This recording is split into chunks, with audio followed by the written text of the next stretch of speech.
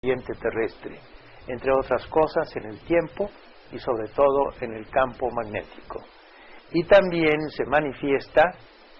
en los fenómenos biológicos, en el que al perderse o al descontrolarse el campo magnético terrestre, todas aquellas aquellas aves que tienen sensores en su cerebro sobre la orientación del campo magnético terrestre, como son las aves migratorias y las palomas mensajeras, pierden su rumbo, pierden su capacidad de orientación. Y luego hay muchos más fenómenos físicos que no es el caso analizar en este momento. Pero sí la parte biológica en el que esas tormentas solares y esos cambios del campo magnético terrestre traen como consecuencia comportamientos extraños de los seres vivos. Y en la medicina se ha experimentado en un trabajo longitudinal que se está llevando a cabo con médicos canadienses y astrónomos alemanes, en el sentido de que durante las tormentas solares que se dan sobre todo cada 11 años en el Sol, hay cambios en la conducta humana, hay incremento en la neurosis o en la psicosis, y hay incremento también en las arritmias cardíacas, o sea, los dos órganos que generan la mayor cantidad de electricidad en el cuerpo humano. Ahora bien, la radiación cósmica no es solamente procedente del Sol, como hemos mencionado, sino también llega de otros soles, de otras estrellas, de la Vía Láctea o de otras galaxias. Nada más que esta radiación es mucho menor en cantidad, digamos, de partículas, pero mucho más agresiva porque trae una velocidad próxima a la de la luz. Entonces, los rayos cósmicos galácticos, que consisten esencialmente en lo mismo, en protones, núcleos de helio, núcleos de elementos más pesados y electrones, tienen una capacidad de penetración en la atmósfera y en el organismo de los seres vivos mucho mayor que los rayos cósmicos solares. Afortunadamente, la intensidad de esta radiación es considerablemente menor, y con la protección parcial que dan las cubiertas de los trajes y de las naves o las estaciones espaciales, es suficiente para contrarrestar sus efectos, aunque se siguen recibiendo desde luego, pero se ha probado que la permanencia prolongada en órbita terrestre, expuesta,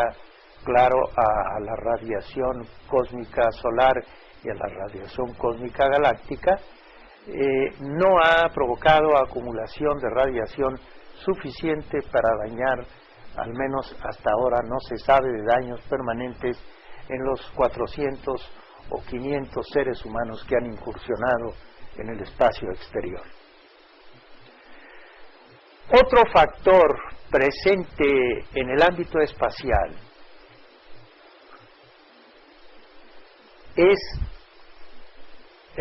son los campos magnéticos. Aquí estamos representando un esquema del campo magnético de Júpiter, que es inmensamente superior en intensidad al campo magnético terrestre. No sé si sea la cifra exacta, pero alguna vez he leído por ahí, en publicaciones de expertos, que el campo magnético de Júpiter es aproximadamente 4.000 veces más poderoso que el campo magnético nuestro, que el campo magnético de la Tierra. Y campos magnéticos se dan en otros lugares. Por ejemplo, en la superficie del Sol hay campos magnéticos pequeños, regionales, y campos magnéticos mucho más amplios, y otros todavía que se van casi al infinito. Bien, no está decidido, no está claramente determinada cuál es la acción nociva de un campo magnético sobre el cuerpo humano. Pero la experimentación que se hace en laboratorios donde se crean campos magnéticos artificialmente muy poderosos, los efectos en el organismo humano no son muy claros, aunque hay algunos cambios en los glóbulos rojos, en los glóbulos blancos, o sea, en la sangre, y algún otro efecto en las corrientes eléctricas del cuerpo humano. Pero está pendiente todavía el conocimiento para la medicina espacial de este factor presente en el ámbito espacial, sobre todo muy poderoso en las cercanías de Júpiter y de los planetas exteriores y particularmente en las proximidades del Sol. Un factor más es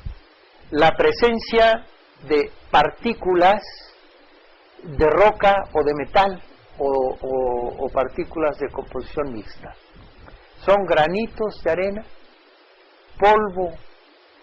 cósmico o granitos de arena que son micrometeoros o meteoros que ya son fragmentos de roca, de metal o mixtos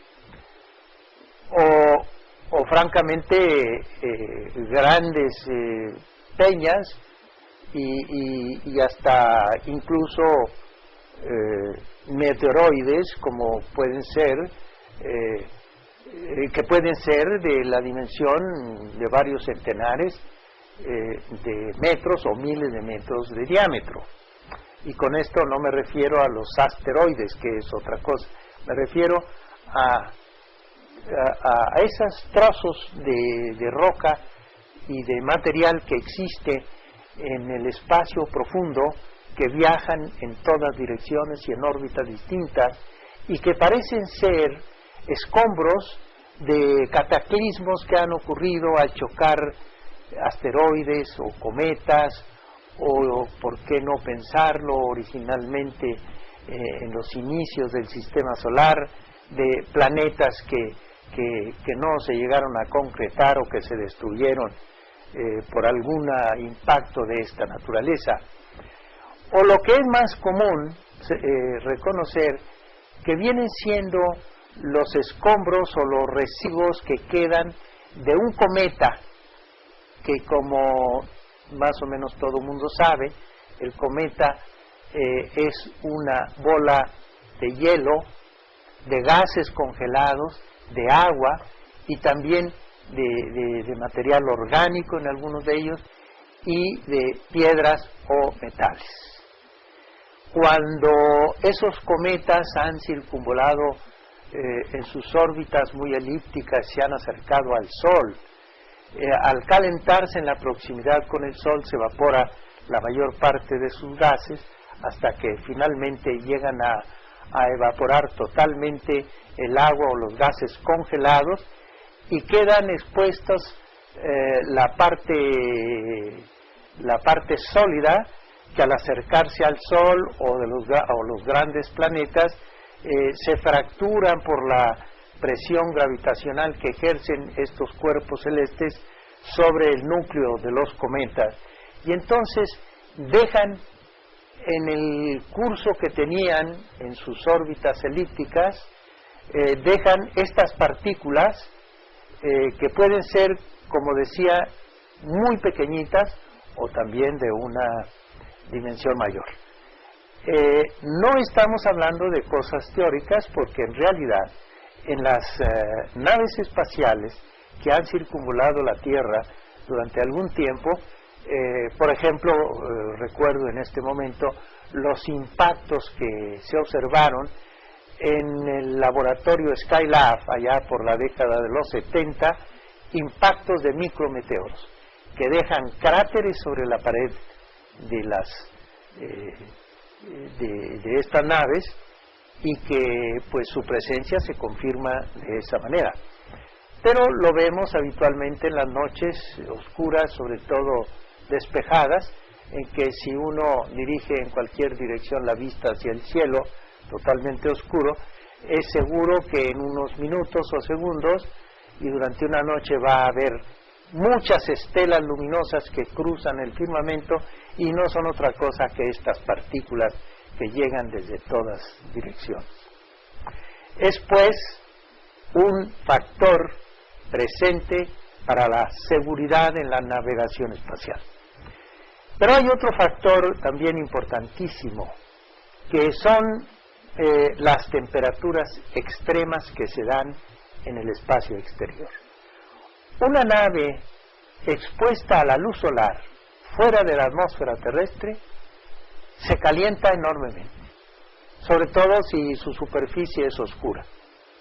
Entonces, la parte iluminada se calienta muchísimo en unos minutos, en unas horas quizás llega a centenares de grados centígrados o más. Pero la parte sombreada,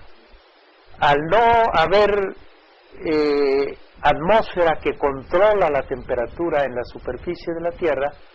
pues la temperatura en la parte sombreada, en la noche, digamos, entre comillas, de esa nave, pues desciende enormemente, desciende hasta, muchas veces, hasta acercarse al cero absoluto.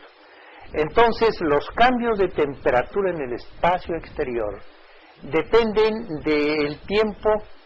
en que se exponga una superficie determinada de esa estación o de esa nave. Para evitar esta situación de enfriamiento o de calentamiento excesivo, lo que se hace, o lo que se hizo por lo menos en las naves Apolo que fueron a la Luna y que se expusieron